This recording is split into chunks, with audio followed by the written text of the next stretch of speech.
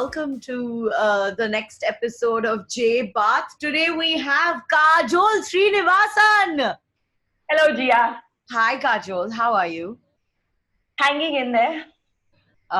Good. That's good. How is this lockdown been treating you? So I've gone from doing like intellectual comedy to performing at Marwadi sex parties. It's my new thing, okay? And the other day, my mom was hearing me on the phone with a client.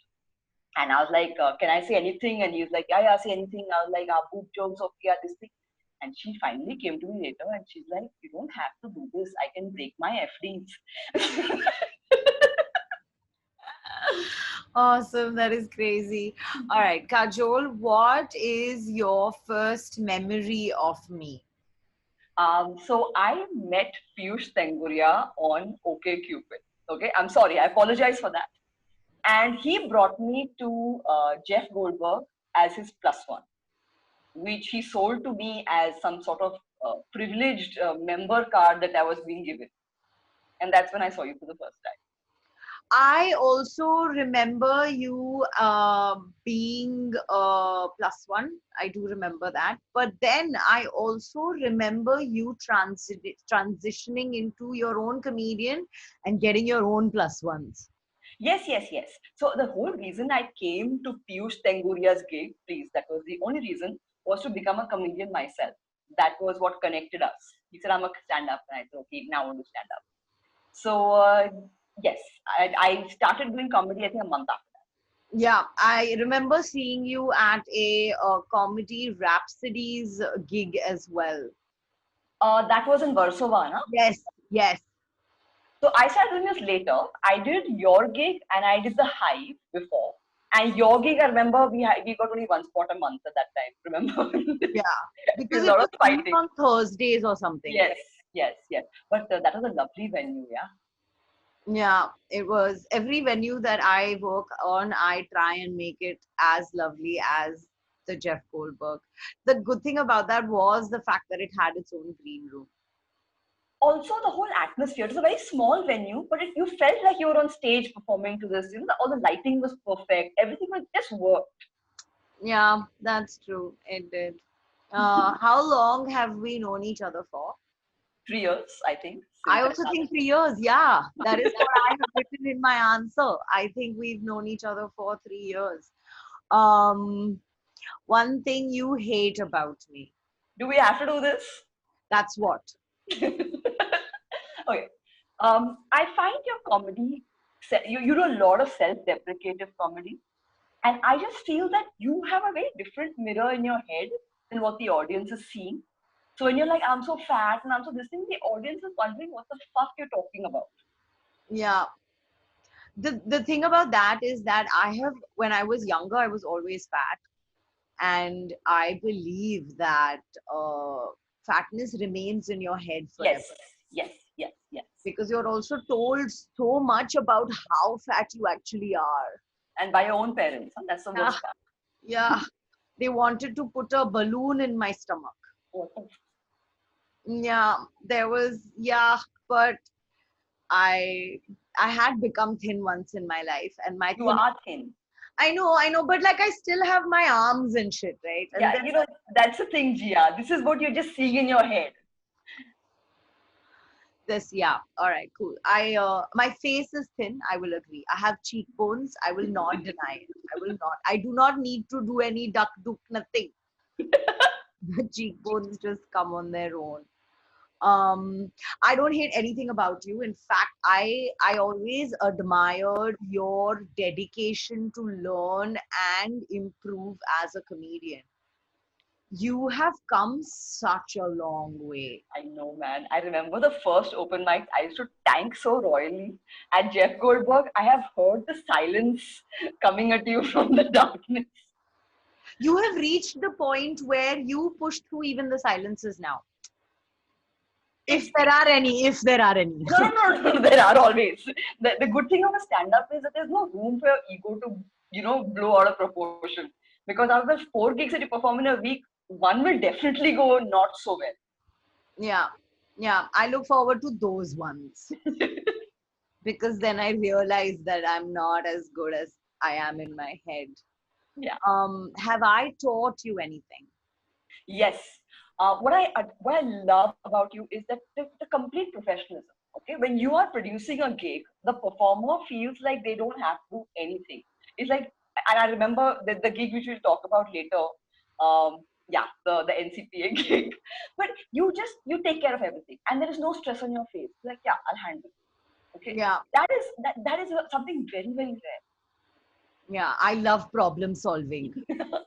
Oh my God, that is like my that is what drives me in life. Just to be able to solve problems. You have taught me to, actually, you continue to teach me even today. Like, I'm so glad for your Tuesday workshops. It honestly makes me get out of my comfort zone. Okay. I feel like because like you said, right, when I'm producing, I'm in charge.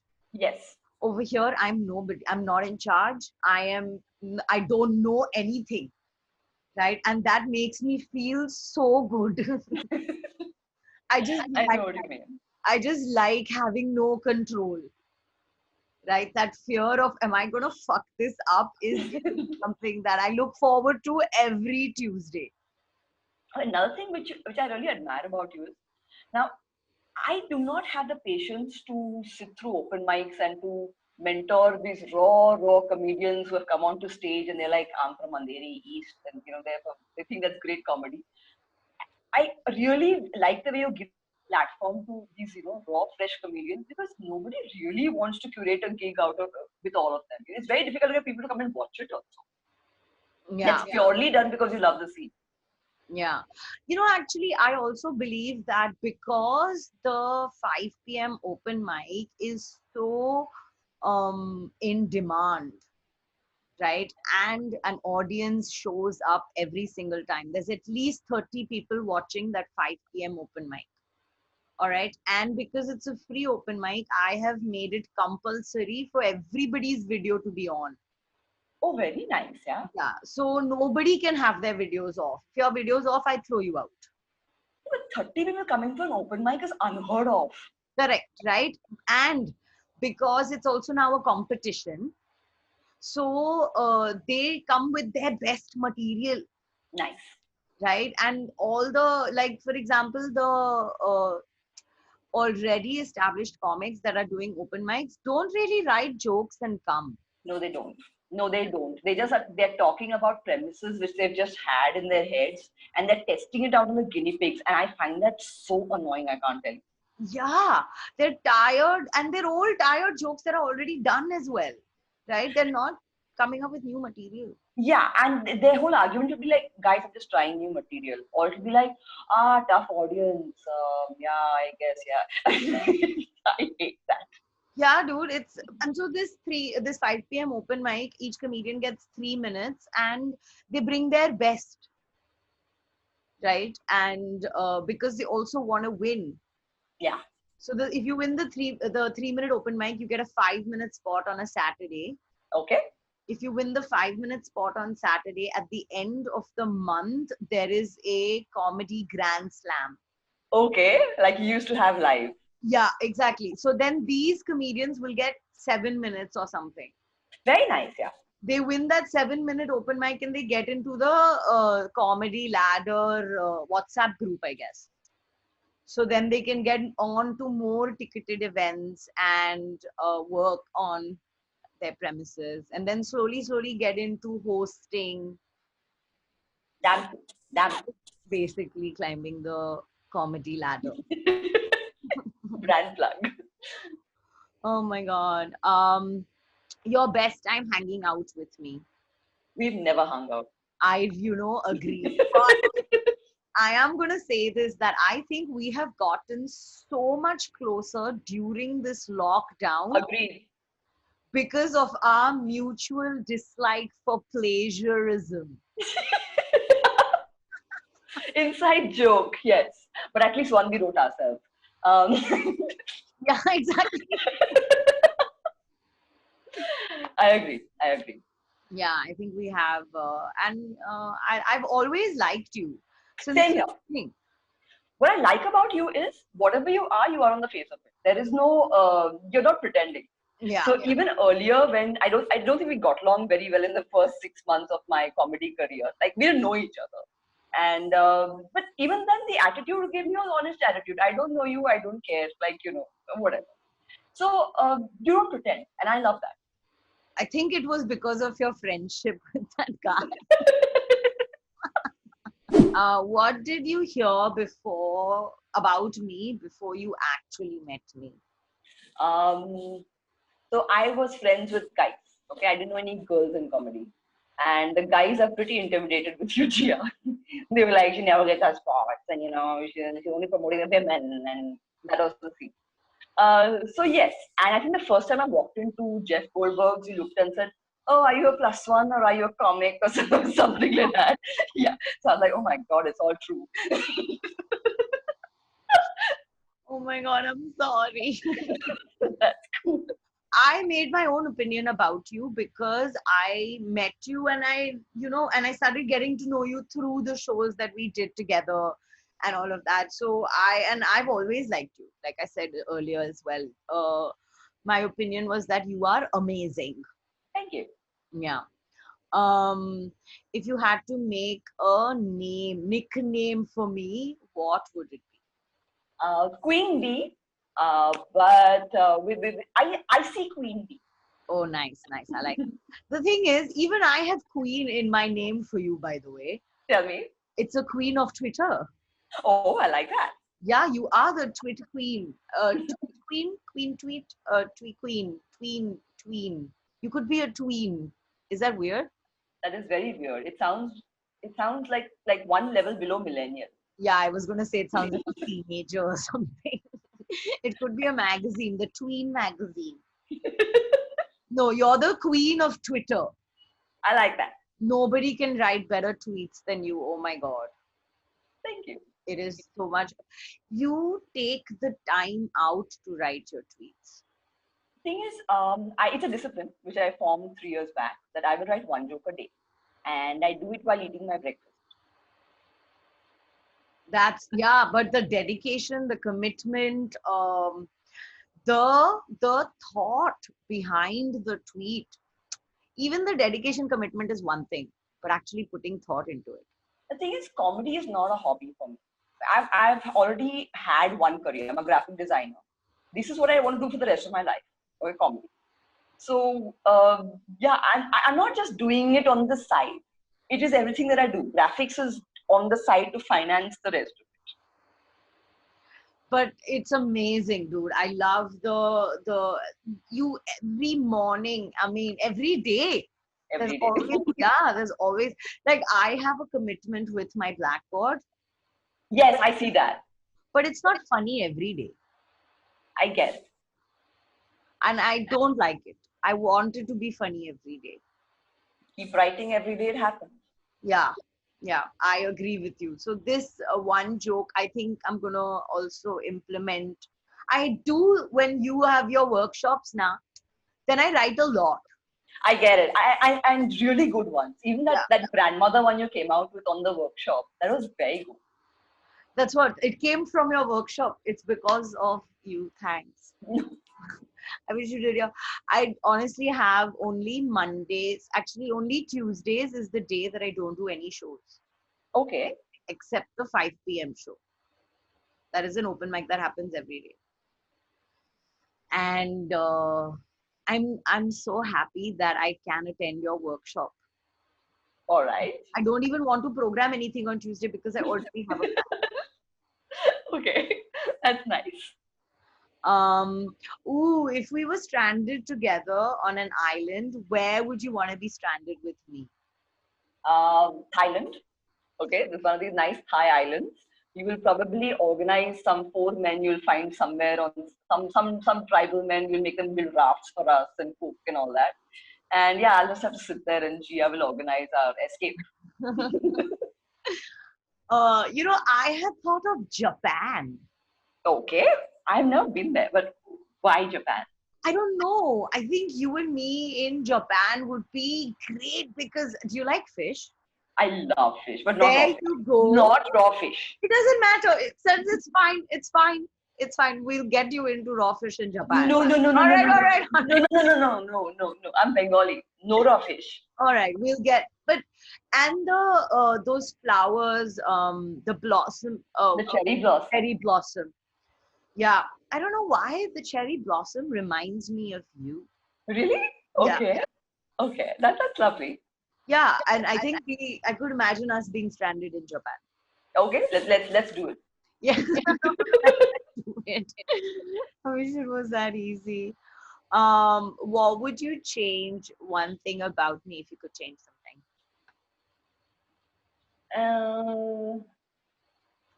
Maybe you are a little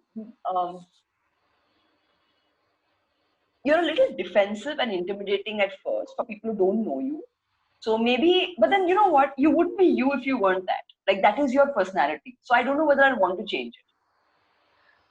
The thing is, I tweeted this recently about how if I was a man in comedy, I would be telling everybody how much work I do for the community and the comedy scene, and all the men would applaud me and plus one me for speaking up and speaking the truth. But alas, I am just a crazy bitch who is power hungry. That is unfortunately the fate of women. Yeah. And so I'd like to let them believe that I'm crazy bitch who is power hungry and nobody can fuck with me then. You know, I remember when I started comedy 3 years back, the whole feeling you got in the room when a woman was on stage was like, Acha, now the boring part of the event has come. Okay. And so even I should buy into that. The fact that you've held so many events for women and pushed, you had to seriously push it through, you know.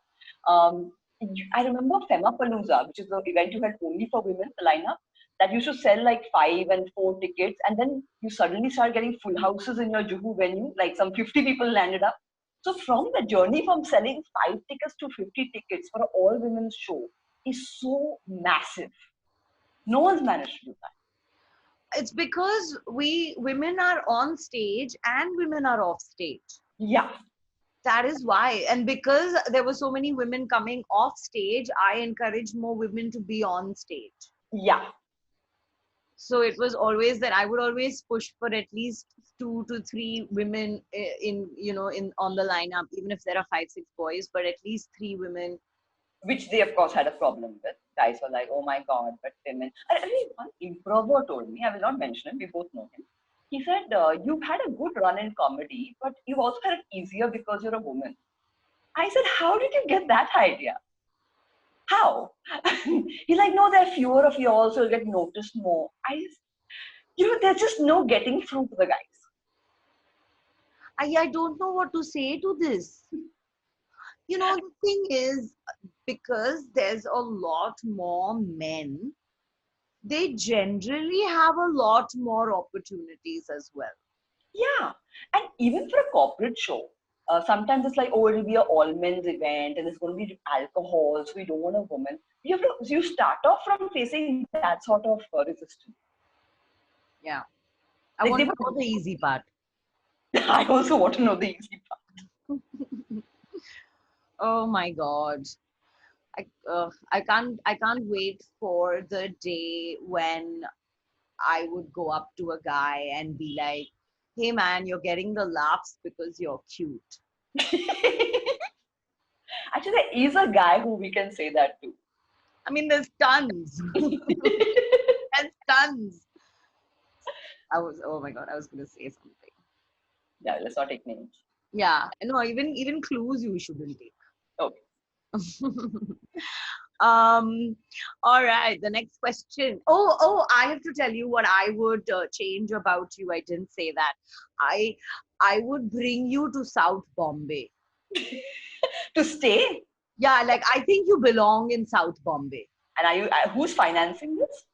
I don't know. This is just something I would change about you. This is what I would change. So you do know that I've lived in South Bombay all my life, right? That is why I want to bring you back. I stayed in South Bombay because my mom used to teach in Sophia. So we used to stay in the campus quarters. So I have grown up with churches and nuns, and it was a very sound of music kind of upbringing. But I was poor. So my experience of staying in South Bombay was more like, the poor cousin who no one notices. But still, yes, I have lived there all my life. I've been to school there. So Which school did you go to? Villa Teresa. Oh my God, just down the road from Sapphire's. Yeah, You but walked to school I walked. and then you had to walk back as well. But you were going to say something about VTS. Yeah, I was not very fond of it. I was the poorest person in class. I mean, one of them. Those three people who the teacher says, we want to take them for the picnic also. So can the others contribute? You know the guy. So it's not like I really was that poor. But the thing is, the picnic used to be in some fucking Tikujini Wari where, everyone was shelling out $1,000 to go there. So I didn't enjoy, you're not on the same footing as the rest of the class. So yeah, I think that is more the teacher's fault than yours, to be honest. it's just the way things are. But they make you feel even smaller. Like I remember one teacher made a girl stand up in my class and directly ask her that, so your father passed away, huh? And like put her on the spot. Nobody knew before that.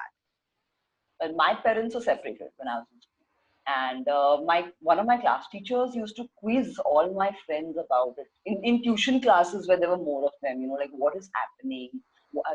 So yeah, I don't respect a teacher just because they're a teacher. Yeah, they're the biggest bullies.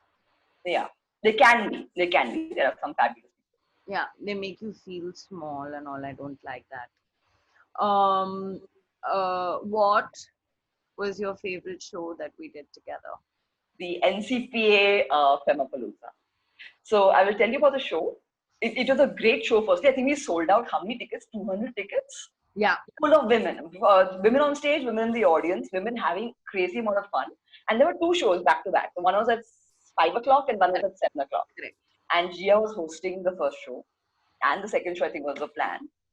And at the end of the first show, she is so excited. She goes out on the stage, she's talking to all the women, and she falls off the stage. And first, it just looked like you just fallen a bit. And she's like, I can't feel my arm. Jeeya broke her hand in the interval. She broke her elbow. And she got up and she's like, okay, I'm going to the hospital and I'll be back in 45 minutes. And I was like, what? And I remember you took Pavitra, who was also performing, and both got into a car and went to the hospital. And we never expected Jeeya to come back. So Aditi was like, okay, I'm hosting the next part and, we'll just be. And Jeeya came back. She literally got her hand plastered and came back to perform in the next. Jeeya, I've never seen anything like that. Okay. Can I tell you something? I may have looked calm and collected, but I was freaking out. Firstly, I was holding my hand like this, right? And then I was like, we have a 7 o'clock show. What's gonna happen? But so I'll tell you what happened. I went to, Pavi didn't come with me finally. She stayed back at NCPA. I went with my friend Pooja to Bombay Hospital. There we got an X-ray done. Then my father, elder brother and younger brother came to Bombay Hospital, picked me up and took me to Breach Candy Hospital. In Breach Candy Hospital, we got the elbow located. It was just dislocated. So we got the elbow located. He put a plaster and then I was like, I'm going to NCPA. I still have time. This didn't hurt. No, because it was just dislocated. It was hurting when it broke. When it dislocated, it was in pain because if I touched it, moved it, it was hurting. But once it located it and he gave me that sling to wear, I was fine. And then you came back. Yeah, and then I had to do, and then I came back and I did the show. And you were on the phone to, I think, one of the people, I think to Panchika, because she was like, Jeeya's very clear that I've got to pay all now. And we're like, she's sitting in hospital and she's, these are things, I can't imagine it. How can a producer be that concerned about a show when your arm is dislocated? That's fabulous. It was keeping me distracted. No, man. It's just, I know what would happen if any guy would have dislocated his arm or whatever. Na. It would have been an entire cry party. He'd be tweeting about it with his broken arm and oh my God, I'm so ill and yeah, or whatever. This was just, I have never seen before. Oh my God, yes, I'm so glad I made a memory. a memory that will go down in history. But yes, I have always had fun at all the Femapalooza shows. And like I said earlier, I have seen you grow as a comedian and just become so comfortable on stage. It is beautiful to watch. Thank you. Yeah. Um, Kajol, do you think we will be friends 5 years later? Absolutely. That's it? That's okay, Absolutely. so I have very few friends. Okay, like you know how it is in the scene. I'm nice to people, some of them, but I'm not friends with them. You're one of the few people I talk to even during the day. So yeah, to me that is like great friendship. Okay, coming from me. So yeah, of course we're gonna be friends 5 years from I think I agree. Also, if you continue to you do your one hour workshops, I will be your friend forever.